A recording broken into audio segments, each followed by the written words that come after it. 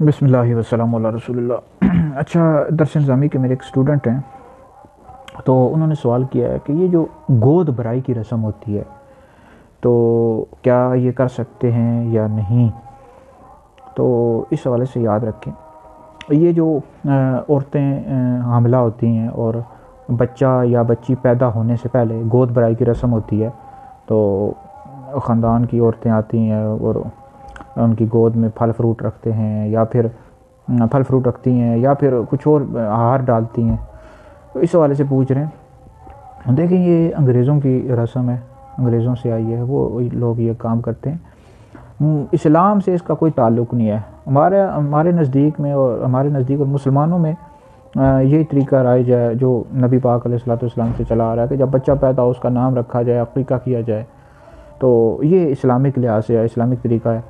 باقی یہ جو گود بھرائی کی رسم، یہ تو فضول رسموں میں شمار ہوتی ہے، کوئی فائدہ نہیں ہے، نہیں کرنا بھی نہیں چاہیے۔ اور بعض اوقات یہ کرتے ہیں اس طرح عورتیں کہ بیٹا پیدا ہوگا اور بیٹی پیدا ہو جاتی ہے تو پھر ناراض ہو جاتے ہیں، آپس میں لڑائی جھگڑے پیدا ہو جاتے ہیں۔ تو بہرحال یہ انگریزوں سے آئی ہے جی، اسلام سے تو اس کا کوئی تعلق نہیں ہے۔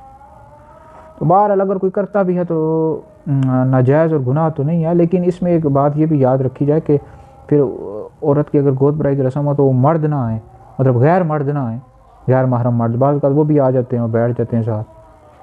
تو اس طرح کریں گے تو پھر تو یہ ناجائز ہے، گناہ ہے۔